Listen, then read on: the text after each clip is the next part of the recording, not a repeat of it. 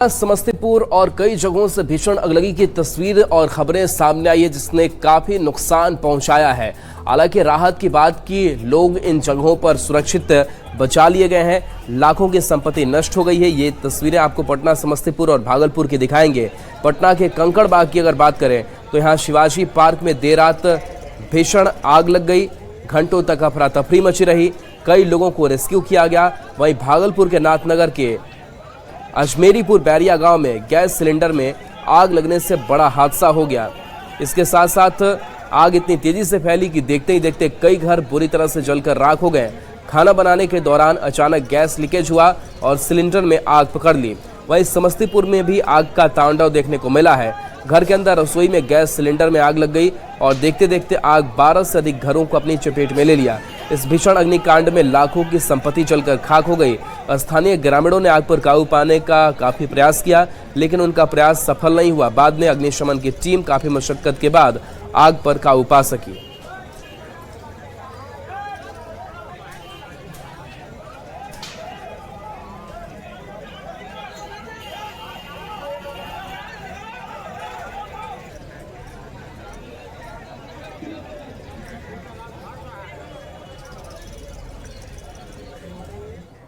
कभी आस्था तो कभी पैसों का लालच और कभी बीमारी ठीक होने का दावा। और ऐसे में मुजफ्फरपुर से लगातार धर्मांतरण की खबरें सामने आ रही है, जहां कई मिशनरीज काम कर रहे हैं। और इस धर्मांतरण को लेकर के मुजफ्फरपुर के इलाके में क्या कुछ हो रहा है, इस रिपोर्ट में आपको दिखाते हैं। मुजफ्फरपुर में धर्म परिवर्तन का अधर्म खेल।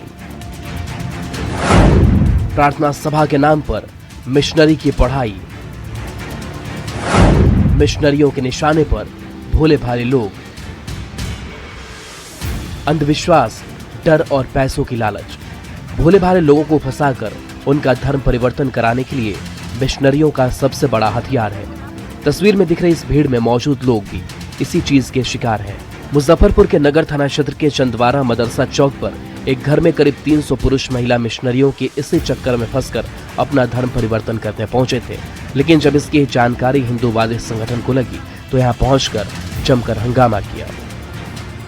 हमारा कहने का मतलब है कि बाबा गरीबनाथ की भूमि और यहाँ पे इस तरह का कुछ हम बर्दाश्त नहीं करेंगे। हिंदू किसी धर्म को नहीं जाके कहता है कि तुम आओ हमारे धर्म में मिलो, तुम आओ हमारे धर्म में मिलो, लेकिन इस तरह का पैसा का प्रलोभन देकर धर्मांतरण करने का प्रयास जो किया जा रहा है, ये काफी गलत है। एक छोटे से मकान में 300 से ज्यादा लोग इकट्ठा थे। मामला पुलिस तक पहुंचा और पुलिस ने जांच की तो पता लगा कि मिशनरियों ने यहाँ धर्म परिवर्तन के लिए प्रार्थना सभा बुलाई थी। दूसरे जिले और दूसरे राज्य के भी लोग इकट्ठा हुए थे। लोगों को डर और लालच देकर धर्म परिवर्तन कराया जा रहा था। अभी तक तो यही है कि इन लोग अभी बता रहा है कि प्रार्थना सभा, लेकिन अभी जांच का विषय है। जांच करने के उपरांत अग्रिम कार्रवाई की जाएगी। अच्छा, इतनी भीड़ जमा करने के लिए कोई परमिशन लेटर वगैरह दिखाया गया है? नहीं, कोई परमिशन लेटर नहीं। पुलिस अब मामले की जांच में जुट गई है और संचालक से पूछताछ कर रही है कि आखिर बिना परमिशन के इतनी भीड़ एक छोटे से घर में क्यों इकट्ठा की गई। पुलिस का कहना है कि जो भी दोषी होगा उस पर सख्त से सख्त कार्रवाई की जाएगी। लेकिन सवाल यह है कि बार बार कार्रवाई के बाद भी मिशनरियों में यह हिम्मत कैसे आ जाती है कि शहर के बीचों बीच धर्म परिवर्तन के अधर्मी खेल का आयोजन कर देते हैं। मुजफ्फरपुर से न्यूज़ 18 के लिए प्रियांक सौरभ की रिपोर्ट। और देखिए, अश्लील गाना बजाने वालों पर सख्त एक्शन लिया जाएगा। डिप्टी सीएम सम्राट चौधरी का ये सख्त आदेश सामने आ गया है, जहां सार्वजनिक स्थलों पर अश्लील गाने अब नहीं बजेंगे। अश्लीलता फैलाने वालों पर प्राथमिकी दर्ज की जाएगी। पुलिस अधिकारियों को विशेष अभियान चलाने का निर्देश दिया गया है कि सार्वजनिक स्थल पर अश्लील गाने नहीं बजाए जाएंगे। अगर कोई अश्लील गाना बजाता है तो उनके ऊपर सख्त कार्रवाई की जाएगी। पुलिस अधिकारियों को विशेष अभियान चलाने का निर्देश भी डिप्टी सीएम सम्राट चौधरी की तरफ से दिया गया है। तो अश्लील गाना बजाने वालों पर एक्शन होगा। और देखिए, अश्लील गानों को लेकर के न्यूज़ 18 बिहार झारखंड भी लगातार सालों से मुहिम चलाता आ रहा है और न्यूज़ 18 की खबर का असर भी अब देखने को मिल रहा है, जहां पर अश्लील गानों को लेकर के अब सरकार का भी एक्शन दिखाई दे रहा है कि अगर आप सार्वजनिक स्थल पर अश्लील गाने बजाते हुए पकड़े जाएंगे तो आप पर कार्रवाई की जाएगी। शैलेंद्र हमारे साथ न्यूज़ 18 संवाददाता जुड़े हुए हैं। शैलेंद्र, अश्लील गाना अगर आपने सार्वजनिक जगहों पर बजाया तो आपकी खैर नहीं, क्या तैयारी प्रशासन की है? बिल्कुल, देखिए, उप मुख्यमंत्री और गृह मंत्री सम्राट चौधरी के द्वारा एक आदेश जारी किया गया है। इस आदेश में ये साफ तौर पर निर्देश दिया गया है कि जो भी ऑटो चालक हो या बस चालक हो, यदि रास्ते में जब वो चलते हैं तो वो यदि भोजपुरी और अश्लील गाना यदि बजाते हैं, भोजपुरी गाना के साथ साथ यदि अश्लील गाना ऐसे वो बजाते हैं तो उन पर कार्रवाई होगी। और दो अर्थी जो गीत हैं, जो गाने हैं, उन गानों को भी नहीं बजाना है और ऐसे में उन पर सीधे कार्रवाई होगी। ये साफ तौर पर निर्देश जाहिर दिया गया है। और जो सम्राट चौधरी की तरफ से ये भी साफ तौर पर कहा गया है कि अश्लील गाने छोटे बच्चों को गलत संदेश देते हैं, उन्हें गलत दिशा में जाने से प्रेरित करते हैं। ऐसा गाना बजाना कानून अपराध है। मतलब साफ है कि बिहार सरकार ने महिला सुरक्षा को देखते हुए ये कदम उठाया है। और खास तौर पर सड़कों पर ये चीज हमेशा दिखाई पड़ती है कि जब ऑटो चालक चलते हैं या बस वाले चलते हैं तो वो अश्लील भोजपुरी गाना बजाते हैं और इससे कहीं न कहीं महिलाओं को सबसे अधिक परेशानी होती है। और इन्हीं चीजों को देखते हुए सरकार ने एक बड़ा निर्णय लिया है कि यदि आप अश्लील गाना बजाते पकड़े गए तो आप पर कानूनी कार्रवाई तत्काल होगी। जी, चलिए, शुक्रिया शैलेंद्र, इस अपडेट के लिए आपका।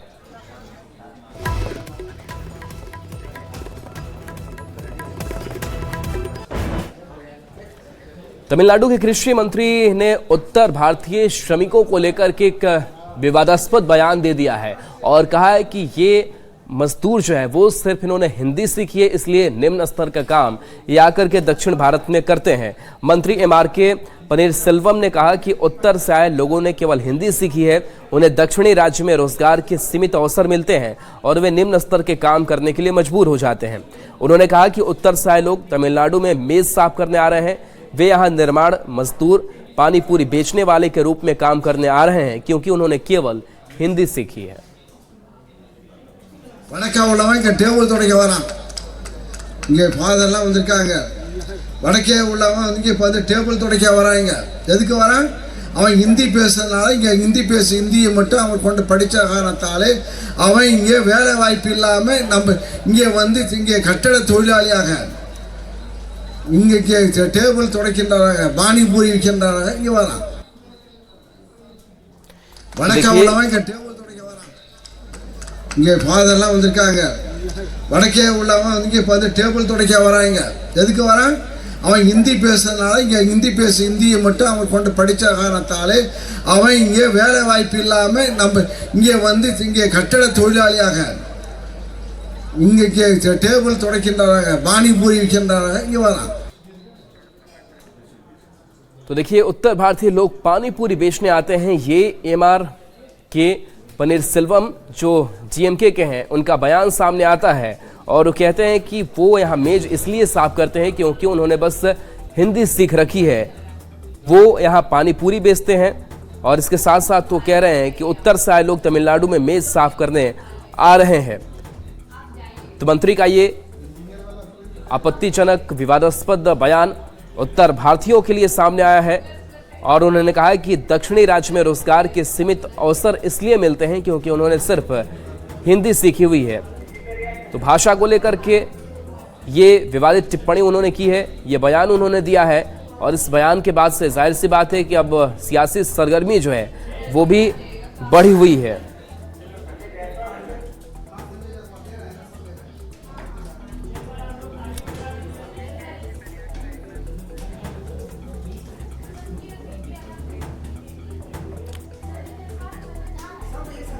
तो देखिए, उत्तर भारतीय लोग पानी पूरी बेचने आते हैं और देखिए कोई पहला ऐसा मौका नहीं है। कई बार चाहे वो GMK के नेता हो, कांग्रेस के नेता हो और साउथ से दक्षिण भारत से इस तरीके के बयान जो है वो सामने आ जाते हैं।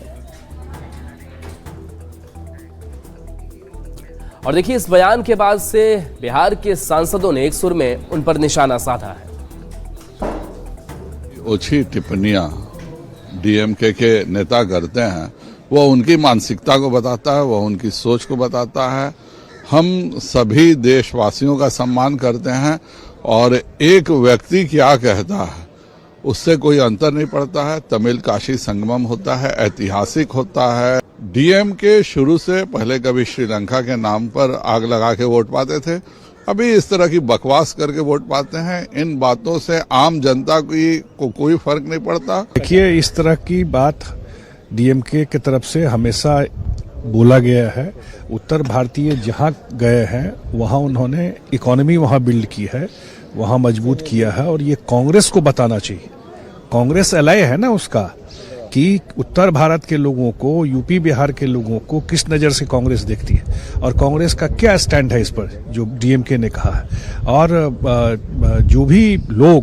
जो भी पार्टी इस तरह की भाषा यूज कर रहा है, देश में तो दक्षिण भारतीय लोग भी जाकर के गल्फ में काम करते हैं और जगह काम करते हैं। संविधान का किताब लेके घूमते हैं ना। संविधान में तो आप देश में कहीं भी जा सकते हैं, कहीं भी रह सकते हैं, कहीं भी जाके काम कर सकते हैं। और जो भी उत्तर भारत के लोग गए हैं वहाँ उन्होंने उनकी अर्थव्यवस्था को मजबूत किया, ये काम किया। लेकिन ये बात कांग्रेस को खास करके बताना चाहिए, आरजेडी को बताना चाहिए। एलाय है ना इंडी गठबंधन, क्योंकि गठबंधन के जो नेता लोग हैं उनका भाव कैसा है उत्तर भारत के लोगों को लेकर के, खास करके बिहार यूपी के लोग। पूछिए न अबोध बालक से, सहयोगी बने हैं। तमिलनाडु में सरकार चला रही है कांग्रेस। उत्तर भारतीयों को यानी यूपी, बिहार, मध्य प्रदेश, राजस्थान, सारे लोगों को गाली सुनवा रहे हैं। इसका जवाब तो राहुल गांधी को देना चाहिए। क्या इस देश में विभेद पैदा करवा रहे हैं? ये कांग्रेस पार्टी विभाजनकारी पार्टी है। ये कांग्रेस पार्टी पाकिस्तान, चाइना की भाषा बोलने वाली पार्टी बनते जा रही है। अगर इसका रास्ता सही क्या है, तो वह रास्ता ही बनता है कि आप उत्तर भारत में निवेश बढ़ाएं, उत्तर भारत में पढ़ाई लिखाई ठीक करें, स्वास्थ्य व्यवस्था ठीक करें, कि लोगों को दूसरी जगह न जाकर के अपमानित होना पड़े। ये रास्ता है। बाकी इसके बाद तू मैं यह टीआरपी बटोर सकता है, समाधान नहीं दे सकता। जेडीयू सांसद रामप्रीत मंडल ने एक बार फिर से निशांत कुमार के राजनीति में आने को लेकर के अपनी इच्छा जताई है और कहा है कि शीर्ष नेतृत्व भी यही चाहता है कि नीतीश कुमार की विरासत को निशांत संभाले।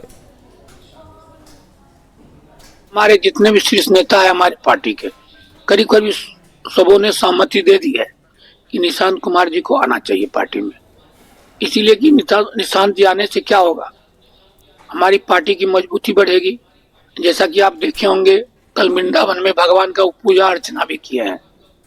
तो लगता है कि बहुत जल्द से जल्द निर्णय लेंगे माननीय मुख्यमंत्री जी, और हम लोग माननीय मुख्यमंत्री जी का इंतजार कर रहे हैं कि वो कब सहमति देते हैं। जेडीयू संसदीय दल के नेता दिलेश्वर कामैत ने राहुल गांधी पर निशाना साधा है।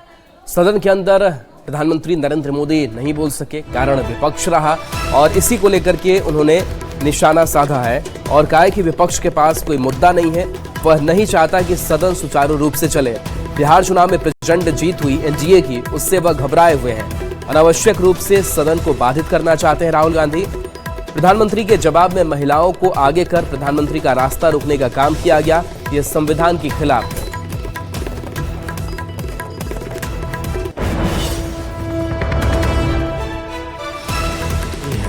वो नहीं चाहता है जो सदन सुचारू रूप से चले, और उन्होंने बिहार का जो चुनाव देखा जिसमें प्रचंड एनडीए की बहुमत हुई, उससे वो घबराए हुए हैं और अपना जो है उनका ये है जो सदन किसी तरह से बाधित रहे और अननेसेसरी वो सदन को बाधित करना चाहते हैं। और कल जो प्रधानमंत्री का जवाब था उसमें महिलाओं को आगे करके सब प्रधानमंत्री का जो रास्ता रोकने का काम किया, वह संविधान के विरुद्ध है। इस तरह नहीं होनी चाहिए। और इस बीच मधुबनी से बड़ी खबर है, जहां आर्थिक अपराध टीम की कार्रवाई हुई है। बताया जा रहा है कि धोखाधड़ी का, करोड़ों के लेन देन का यह पूरा मामला सामने आया है और इसी मामले में ये रेड चल रही है। कई ठिकानों पर छापेमारी आर्थिक अपराध टीम कर रही है। पुलिस ने कई लोगों को हिरासत में भी लिया है, जिनसे पूछताछ हो रही है। साइबर सेल भी इस पूरे मामले की जांच में जुटी हुई है। प्रशांत हमारे साथ न्यूज़ 18 संवाददाता फोन लाइन पर है। प्रशांत, क्या यह पूरा मामला धोखाधड़ी का सामने आया है, करोड़ों का, जिस पर एक्शन हो रहा है? जिसमें इस पूरे मामले को लेकर बिहार आर्थिक अपराध इकाई और मधुबनी स्पेशल ब्रांच की जो यूनिक टीम है वो पूरी मामले पे कार्रवाई कर रही है। परसों देर शाम से ही लगातार शहर में छापेमारी की गई है, इवन पूरे जिला में लगातार छापेमारी की गई है और छापेमारी के दौरान कई दर्जनों लोगों को यहाँ पर हिरासत में लिया गया है, जिससे पूछताछ की गई है, जिसमें ज्यादातर वो लोग शामिल हैं जो सिम कार्ड बेचते हैं।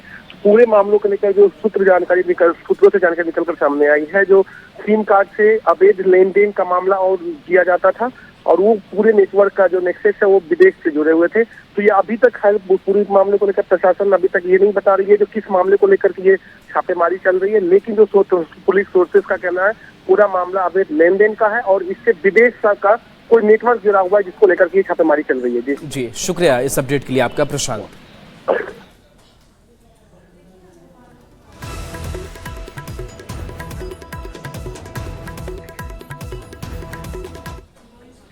खबर दानापुर से है, जहां गंगा में कटाव को लेकर के यहां के लोग धरने पर बैठ गए हैं और इनका साथ अब आरजेडी के विधायक भाई वीरेंद्र भी दे रहे हैं। इनका कहना है कि महीनों से ऐसे ही कटाव जारी है। कटाव से परेशान ग्रामीण मनेड़ हल्दी छपरा संगम घाट पर धरने पर बैठ गए। ग्रामीणों का कहना है कि पिछले 1.5 महीने से कटाव जारी है, जिससे उनकी खेती की जमीन और घरों पर संकट गहराता जा रहा है, लेकिन प्रशासन गंभीर नहीं है। जैसे दियारा में कटाव लगा हुआ है और जब 1-1.5 महीना पहले मैं आया था, लगता है कि आप लोग थे या नहीं उस समय आए थे, वो दिखाई दे रहा वहां वो था कटाव लगा। तो सारे पदाधिकारियों को मैंने बुलाया था कटाव रोधक कार्य करने के लिए और उन लोगों ने आश्वासन दिया कि सर हम सब एस्टिमेट बनाकर हम ऊपर कर दिए हैं, लेकिन सरकार जब तक ऑर्डर नहीं करेगी तो कोई भी इंजीनियर क्या करे। हम सभी ग्रामीण एक दिवसीय धरना प्रदर्शन किए थे। कहाँ? हल्दी छपरा संगम घाट। धरना प्रदर्शन था कि पर डे हम लोगों को फसल कट करके गंगा में विलीन होते जा रहा है, सरकार को अभी तक कोई सुनवाई नहीं है। और इस बीच गोपालगंज के महमदपुर से बड़ी खबर है, जहां पर 3 किशोरियां लापता थी और ये किशोरियां अब बरामद की गई हैं। बताया जा रहा है कि दिल्ली से तीनों किशोरी को पुलिस ने बरामद किया है। पुलिस ने 24 घंटे के अंदर इन्हें बरामद कर लिया है। बताया जा रहा है कि हीरोइन बनने के लिए ये दिल्ली तीनों भागी थी, जिनकी सकुशल बरामदगी पुलिस कर चुकी है। परिवार वालों की चिंता लगातार बढ़ी हुई थी। इस मामले को लेकर के शिकायत की गई थी। गोविंद हमारे साथ न्यूज 18 संवाददाता जुड़े हुए हैं। गोविंद, किन हालत में किशोरियां बरामद की गई, अपडेट क्या है? देखिए, ये पूरा मामला गोपालगंज के महमदपुर थाना क्षेत्र से जुड़ा हुआ है और एक साथ 3 किशोरियां अचानक से घर से लापता हो गई, जिसके बाद परिवार वालों की बेचैनी बढ़ गई और इस पूरे मामले को लेकर पीड़ित परिजनों ने महमदपुर थाने में अपहरण की एफआईआर दर्ज कराई। पुलिस ने जब टेक्निकल सेल की मदद से जांच शुरू किया तो इन तीनों किशोरियों का जो लोकेशन है वो दिल्ली में मिला। इसके बाद दिल्ली पुलिस के सहयोग से गोपालगंज पुलिस ने 24 घंटे के अंदर तीनों किशोरियों को सकुशल बरामद कर लिया और फिर इन्हें जो है गोपालगंज के कोर्ट में 164 के बयान दर्ज कराने के लिए प्रस्तुत किया गया है। तीनों किशोरियों ने पुलिस को बताया है कि वे हीरोइन बनने की चाहत में दिल्ली की तरफ गई थी और इसके बाद परिजनों को भी किसी तरह की सूचना नहीं दी गई थी, लेकिन गोपालगंज के जो एसपी है विनय तिवारी, उन्होंने सदर एसडीपीओ के नेतृत्व में एक टीम का गठन किया था और पुलिस टीम ने तीनों किशोरियों को बरामद किया है। फिलहाल पुलिस तीनों किशोरियों से पूछताछ कर रही है, उनके परिवार वालों से भी संपर्क कर इस पूरे मामले की जांच कर रही है कि आखिरकार ये तीनों किशोरियां किनके कहने पर दिल्ली गई थी, कौन इन्हें दिल्ली तक लेकर गया था। इस पूरे मामले की फिलहाल जांच हो रही है। जी राहुल। जी चलिए, शुक्रिया गोविंद इस अपडेट के लिए आपका।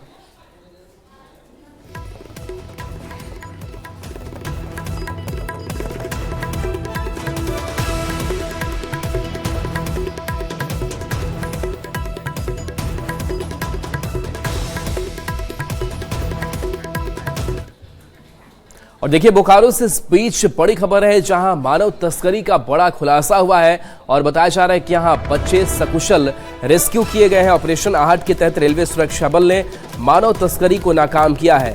आरपीएफ ने 4 नाबालिग बच्चों का सुरक्षित रेस्क्यू किया। इस मामले में एक तस्कर को भी गिरफ्तार किया गया है। ये कार्रवाई Bokaro steel city railway station पर की गई। बच्चों को रोजगार का झांसा देकर तमिलनाडु ले जाया जा रहा था। तस्कर के पास से 2 मोबाइल, 7 यात्रा टिकट और नगद रुपए बरामद किए गए हैं। रेस्क्यू किए गए चारों नाबालिग बच्चों को चाइल्ड लाइन की मौजूदगी में बाल कल्याण समिति बोकारो को सौंप दिया गया। वहीं आरोपी के खिलाफ जीआरपीएस बोकारो में मामला दर्ज कर आगे की कानूनी कार्रवाई शुरू कर दी गई है। बोकारो स्टेशन पर पहुंचे और आरपीएफ ने इन्हें सीडब्ल्यूसी में प्रस्तुत किया, चूंकि ये नाबालिग बच्चे थे। और जब इनसे पूछताछ आरपीएफ ने भी किया तो ये पता चला कि बच्चे, कुछ लोग इनको काम दिलाने के बहाना से इन्हें तमिलनाडु लेकर के जा रहे थे। ये रहने वाले गिरिडीह के हैं और तमिलनाडु ये जा रहे थे, यानी कि ये जो भी इनको लेके जा रहा था, ये तस्करी का भी एक मामला बनता है और बाल श्रम का तो है ही, जो कि जिसको हम लोग सघन अपराध बोलते हैं, जघन अपराध है। और चलिए एक छोटे से ब्रेक का वक्त है, जल्द वापस आते हैं।